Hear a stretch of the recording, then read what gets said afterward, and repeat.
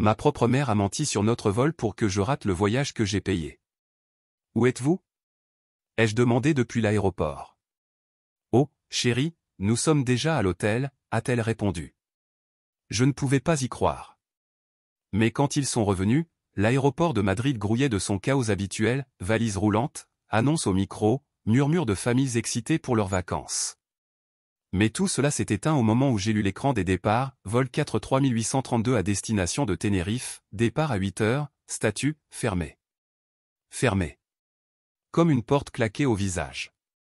Papa, pourquoi ne nous laisse-t-il pas monter dans l'avion, a demandé Sofia de sa petite voix inquiète. J'ai regardé ma fille, sa petite main moite serrant fort la mienne. Elle portait son sac à dos à motif de licorne et sa robe jaune préférée, celle qu'elle avait choisie avec tant d'excitation parce que ce serait sa tenue de vacances. Maintenant, ses petits yeux marrons brillaient de larmes qu'elle luttait pour retenir. J'ai respiré profondément, essayant de calmer l'ouragan de rage qui parcourait mon corps. Cela ne pouvait pas arriver. J'ai appelé ma mère. Elle a répondu après la deuxième sonnerie. Mon fils, s'est-elle exclamée avec son ton de fausse douceur. En arrière-plan, on entendait la mer, les murmures de gens détendus, des rires. Ils étaient là, aux Canaries. Sans moi. Sans Sofia. Où êtes-vous? Ai-je demandé d'une voix tendue. Oh, nous sommes déjà arrivés à l'hôtel, a-t-elle répondu avec une légèreté qui m'a fait bouillir le sang. Quel dommage que tu ne sois pas venu à l'aéroport ce matin. J'ai cligné des yeux, incrédule. De quoi parles-tu? Tu m'as dit que le vol partait à 10 heures. Il y a eu un silence d'accent grave peine une seconde, puis un petit rire. Oh, chérie, tu as du mal comprendre. Nous sommes partis à 8 heures. Mon cœur battait avec fureur dans ma poitrine. Je n'avais pas mal compris, on me l'avait mal dit exprès. On m'avait laissé de côté. J'ai sorti mon téléphone et j'ai ouvert le groupe WhatsApp familial. Là, c'était la preuve, une photo. Mes parents, ma sœur Laura et son fils, jouant sur la plage, riant comme si tout allait bien, comme si je n'existais pas. La rage m'a transpercé. Maman, tu es en train de me dire que vous m'avez laissé de côté pour le voyage que j'ai payé. Elle a soupiré. Ne sois pas dramatique, mon fils. On se verra à notre retour. Je n'ai pas réfléchi, j'ai raccroché. Je suis resté là, au milieu de l'aéroport, le téléphone toujours à la main. Les gens passaient autour de moi, pressés, avec leurs valises, excités par leur propre voyage. Moi, je ne ressentais qu'un immense vide dans l'estomac. Papa, a murmuré Sofia. J'ai baissé les yeux. Ma petite fille me regardait, les lèvres tremblantes, sa petite main toujours agrippée à la mienne.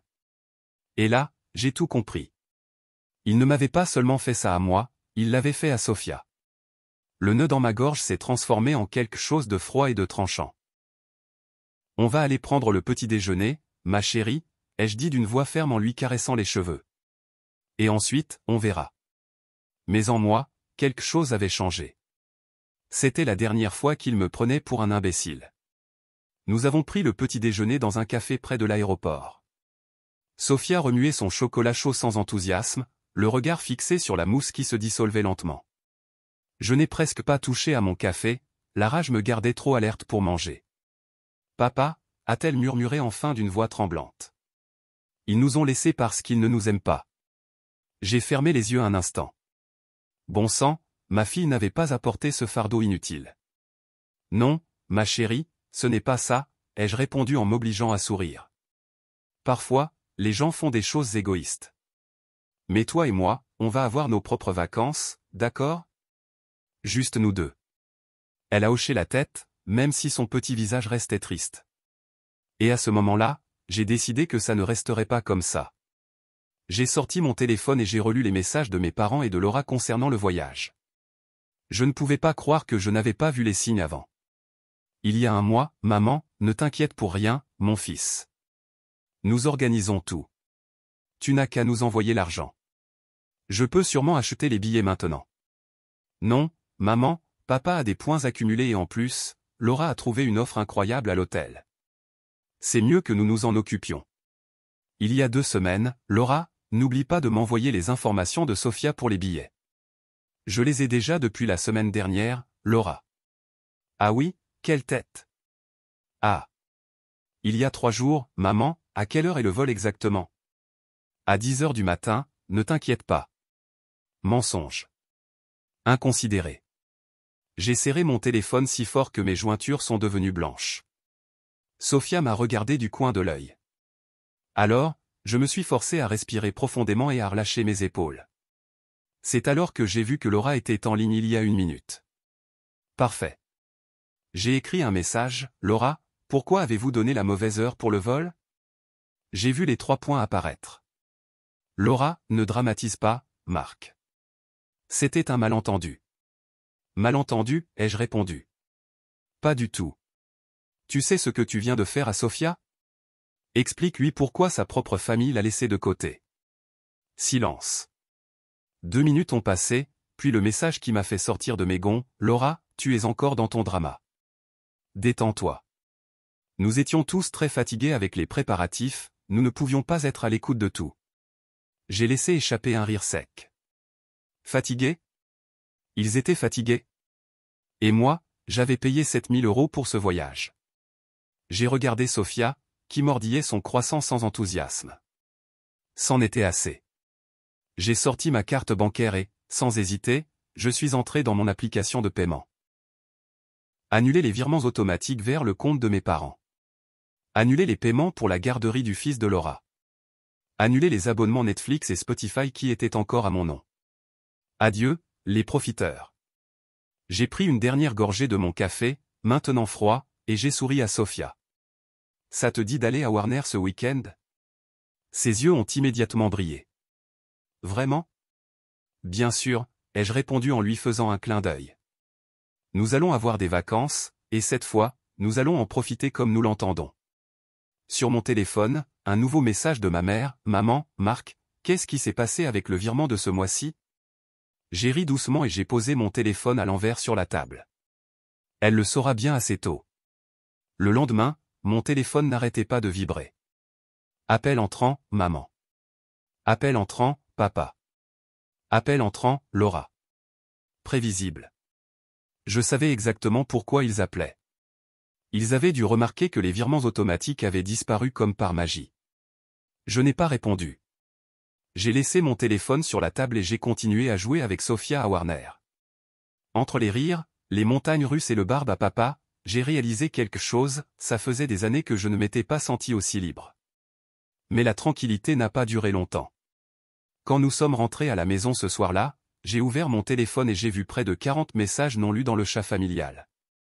Maman, mon fils, il y a un problème avec la banque. Le virement de ce mois-ci ne m'est pas arrivé. Tu peux vérifier? Papa, Marc, appelle-moi. Il y a un sujet urgent. Laura, Marc, qu'est-ce qui t'arrive? La garderie m'a prévenu que le paiement n'a pas été fait. Qu'est-ce que tu fais? Ce que je fais? Je cesse d'être leur distributeur automatique de billets. J'ai décidé qu'il était temps de les affronter. J'ai composé le numéro de ma mère. Elle a répondu au premier coup de sonnerie. Marc, a-t-elle dit d'un ton mélangé de surprise et de fausse inquiétude. Mon fils, chéri, j'étais très inquiète. Pourquoi, ai-je demandé froidement. Eh bien, parce que tu n'as pas fait le virement du mois. Tu sais que ton père et moi dépendons de cela. J'ai souri avec amertume. Ah, c'est curieux, ai-je dit avec sarcasme. J'ai passé toute la journée au parc d'attractions avec Sophia et je n'ai pas pensé que j'avais une famille qui ne m'appelle que quand elle a besoin d'argent. Il y a eu un silence tendu. Mon fils, ne dis pas ces choses, a-t-elle dit, sa voix devenant plus sérieuse. Tu sais que nous avons toujours été une famille unie. J'ai ri sans humour. Bien sûr, tellement unie que vous m'avez menti sur le vol pour que je ne puisse pas voyager. Marc, c'était une erreur. Je l'ai interrompu fermement. Ce n'était pas une erreur, c'était intentionnel. Et le pire, ce n'est pas que vous l'ayez fait à moi, mais aussi à Sophia. Mais mon fils? Ne m'appelle pas mon fils quand tout ce qui t'importe, c'est mon argent. Son ton a changé en une seconde. Marc, comment peux-tu dire ça? Nous sommes tes parents. Tu nous le dois. Voilà la vérité nue. Tu nous le dois. Comme si ma vie et mes efforts étaient une fichue facture qui ne cessait d'augmenter. Je ne vous dois rien, ai-je répondu. J'ai payé vos factures pendant des années, j'ai couvert les dépenses de Laura et de son fils pendant qu'elle menait la grande vie. Mais c'est fini. Tu ne peux pas faire ça, a-t-elle crié, maintenant sans dissimuler sa rage. Nous sommes une famille. Eh bien, cette famille aurait dû y penser avant de me trahir. J'ai raccroché avant d'entendre une autre excuse. Moins d'une minute plus tard, j'ai reçu un appel de Laura. Qu'est-ce qui t'arrive, espèce de désastre, a-t-elle lancé dès que j'ai décroché. Pour toi aussi, Laura. Ne fais pas l'innocente. On m'a appelé de la garderie pour dire que le paiement n'a pas été fait. Tu vas maintenant punir mon fils à cause de tes traumas? Je me suis passé la main sur le front, épuisé. Ce n'est pas ma responsabilité de payer la garderie de ton fils. Tu l'as fait pendant des années, a-t-elle hurlé. Donc, oui, c'est ta responsabilité. Ce n'était pas ma décision de t'aider, et maintenant, je décide d'arrêter. Tu ne peux pas me faire ça. Je ne te le fais pas à toi, je me le fais à moi. Parce que pour la première fois depuis des années, je me choisis moi-même. Il y a eu un silence de l'autre côté. Tu sais quoi, Marc, a-t-elle finalement dit, sont-on maintenant venimeux? Tu es un égoïste insupportable. J'ai souri calmement. Je suis content que tu l'aies enfin remarqué. Et j'ai raccroché. Quelques minutes plus tard, un autre appel. Mon père. J'ai respiré profondément avant de répondre. Marc, a-t-il dit d'une voix calme et posée, avec ce ton de fausse autorité qu'il avait toujours utilisé avec moi. Écoute, je sais que tu es en colère, mais tu ne peux pas laisser ta famille dans la merde comme ça. Et vous, vous ne m'avez pas laissé dans la merde quand vous avez menti sur le vol? C'était une confusion, pas une décision. Tout comme la mienne. De cesser de les entretenir, Marc, nous sommes tes parents et moi ton fils, pas ton compte bancaire, tu ne peux pas faire ça, a-t-il répété, son ton devenant plus agressif, si tu nous abandonnes maintenant, nous ne te le pardonnerons jamais. J'ai ri, et bien moi qui pensais que la famille c'était l'amour inconditionnel. Mon père a soufflé de frustration, tu es ingrat, tout ce que nous avons fait pour toi. Ne me fais pas rire, papa. J'étais seulement utile quand j'ai commencé à gagner de l'argent, tu m'as toujours traité différemment de Laura et nous le savons tous les deux. Un autre silence, puis un reniflement. Ne nous appelle plus, c'est la meilleure chose que tu m'aies dite depuis des années, et j'ai raccroché. J'ai éteint mon portable et me suis effondré sur le canapé. Sophia dormait profondément dans son lit, sans se rendre compte de la guerre qui venait d'éclater. Je suis resté à regarder le plafond, ressentant quelque chose d'étrange dans ma poitrine, pas de la culpabilité, pas de la tristesse, juste la paix. C'était fini et pour la première fois depuis longtemps, j'étais libre. Le silence du matin semblait étrange, comme si le monde attendait ma réaction, mais je n'avais aucune intention d'exploser. Plus maintenant. Je me suis levé avec précaution pour ne pas réveiller Sophia et suis allé à la cuisine. J'avais besoin de café et d'un moment pour réfléchir. Pendant que la cafetière goûtait, j'ai pris mon portable et vérifié les messages. 27 appels manqués, presque 40 messages dans le chat familial, rien de « comment vas-tu, fils » ou « Sophia va bien », juste des plaintes. Maman, Marc, il y a un problème avec le virement de ce mois, il n'est pas arrivé, vérifie ta banque. Papa, Marc, appelle-moi. Nous devons parler. Laura, Marc, qu'est-ce qui t'arrive? C'est un désastre, la crèche vient de me dire que le paiement n'a pas été fait, es-tu devenu fou? Non, pour la première fois depuis longtemps, j'étais complètement rationnel. Le bip de la cafetière m'a sorti de mes pensées, j'ai servi une tasse et avant même de prendre une première gorgée, un autre message est arrivé. Tante Isabelle, Marc, je viens de parler à ta mère, elle est hystérique, ils ne peuvent pas payer l'hypothèque ce mois-ci, elle dit que tu dois l'appeler immédiatement. Voilà, à peine 48 heures après avoir coupé le robinet, et il ressentait déjà les conséquences. Je me suis assis à la table avec mon café et j'ai laissé la réalité me frapper. Je leur ai toujours tout donné, mais qui m'a aidé quand j'en avais le plus besoin? La réponse est venue sous la forme d'un souvenir douloureux. Il y a 3 ans, c'était la nuit, j'étais assis dans une salle d'hôpital avec les lumières clignotant au-dessus de ma tête, l'odeur de désinfectant était étouffante, mais pas plus que la réalité devant moi. Martha gisait sur le lit, la peau pâle et les lèvres sèches. « Ne fais pas cette tête, mon amour », a-t-elle murmuré avec la peu de force qui lui restait. J'ai pris sa main froide comme le marbre. Je ne peux pas m'en empêcher. Si, tu peux, elle m'a souri faiblement, tu as toujours été plus fort que tu ne le penses. J'ai avalé ma salive. Je ne voulais pas être fort, je voulais qu'elle vive. Sofia a besoin de toi, Martha. J'ai besoin de toi. Sofia a besoin de toi, a-t-elle murmuré, et tu vas bien t'en sortir. La machine à côté d'elle a commencé à sonner différemment. Tout dans mon monde s'est arrêté. Je t'aime, Marc, puis le silence.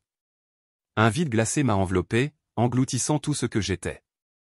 2 mois plus tard, Martha est partie et je suis resté seul, juste avec Sofia, une enfant de 3 ans qui ne comprenait pas encore pourquoi maman ne venait plus lui dire bonne nuit, un homme brisé qui devait feindre la force. Je me suis passé la main sur le visage, essayant d'effacer la brûlure de mes yeux. Martha avait raison, j'avais toujours été fort, mais jamais pour moi-même, jusqu'à maintenant.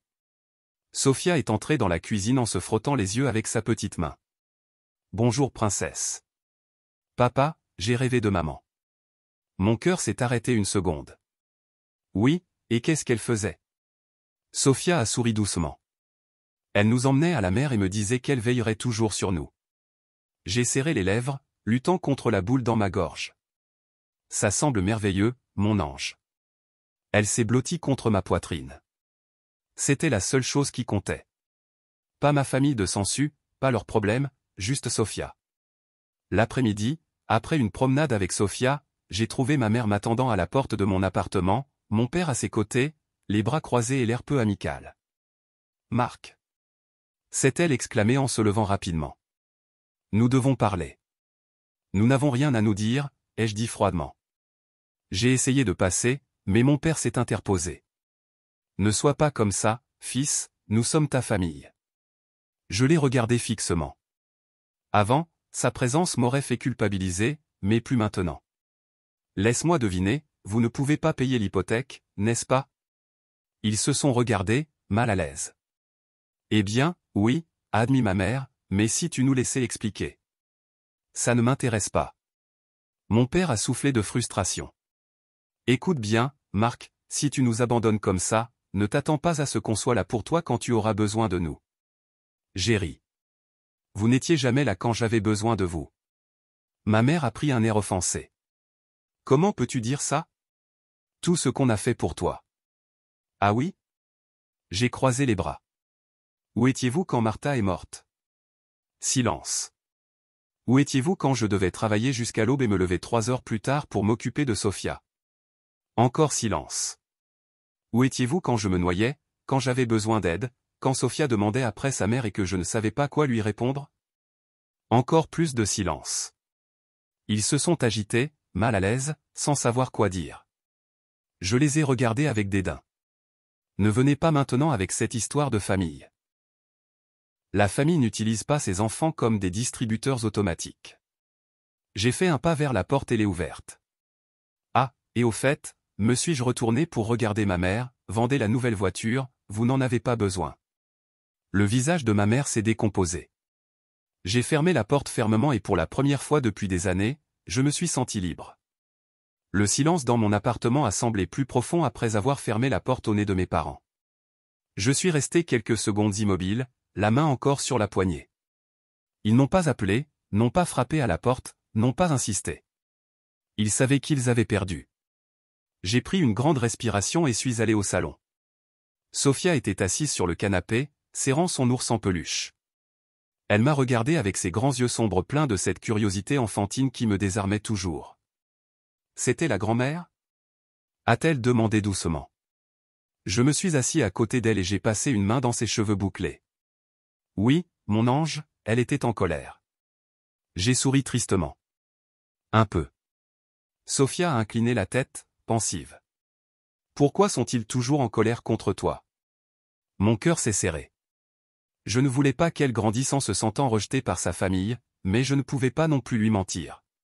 Parce qu'ils pensent avoir droit à mon aide tout le temps. Mais tu les aidais? Oui. Alors pourquoi sont-ils en colère? Ai-je soupiré. Parce que ça n'a jamais été assez. Je l'ai serré dans mes bras et lui ai embrassé la tête. Ne t'inquiète pas pour ça, Sofia. Nous avons l'un l'autre, et c'est tout ce qui compte. Elle s'est blottie et a caché son visage contre ma poitrine. L'effondrement de ma famille ne s'est pas produit aussi rapidement que je l'avais prévu. Ma tante Isabelle m'a envoyé un message. Tante Isabelle, tes parents sont venus me demander de l'argent, ils m'ont dit qu'ils étaient en retard sur l'hypothèque et que la banque les presse. J'ai souri ironiquement. La voiture de luxe qu'ils se sont achetée il y a 2 ans avec mon argent ne semblait pas être une si bonne idée maintenant, n'est-ce pas? Laura, Marc, sérieusement, parlons-en, ce n'est plus drôle. La crèche m'a donné un ultimatum jusqu'à la fin du mois, si je ne paie pas, mon fils perd sa place. J'ai lu le message calmement et répondu avec 2 mots, ce n'est pas mon problème. 5 minutes plus tard, j'ai reçu un autre message. Laura, tu es égoïste. Je ne peux pas croire que tu sois si cruel, nous sommes ta famille. Je n'ai pas répondu. La famille ne signifie rien quand il te voit juste comme un distributeur automatique. Jour 7 sans mon argent. Maman, Marc, ton père va très mal, le stress de tout ça affecte son cœur. S'il te plaît, parle-lui. Je me suis adossé sur le canapé et j'ai regardé le message sans expression. Le vieux truc de la culpabilité, le chantage émotionnel, toujours la même chose. Si vraiment mon père était gravement malade, ils auraient appelé une ambulance, pas moi. Je n'ai même pas pris la peine de répondre. Jour 10, alors que je travaillais dans mon bureau, j'ai reçu un appel d'un numéro inconnu. J'ai répondu sans y penser. Marc Alvarez, qui est à l'appareil? C'est Marcos Diaz, avocat. Je représente une partie intéressée à discuter de certains sujets financiers liés à votre famille. Pourriez-vous venir à notre bureau pour clarifier la situation? J'ai souri. Alors maintenant, ils ont monté ça d'un cran, ma famille l'a engagé. Je ne peux pas donner de détails par téléphone, monsieur Alvarez. Dites-leur que ça ne m'intéresse pas. Monsieur Alvarez, s'ils n'obtiennent pas de réponse, ils pourraient prendre des mesures légales. J'ai ri sèchement. Des mesures légales pour arrêter de les entretenir? Ils vont me poursuivre en justice pour ne pas vouloir payer leur vie? Silence. C'est bien ce que je pensais, et j'ai raccroché. Jour 15 sans mon argent. Enfin, ils ont abandonné. Maman, fils, ça va, nous allons nous débrouiller par nous-mêmes. J'espère qu'un jour nous pourrons arranger ça. Laura, je ne t'ennuierai plus. Je n'ai pas d'autre choix que de chercher un autre travail. Je l'ai lu calmement, mais je n'ai pas répondu.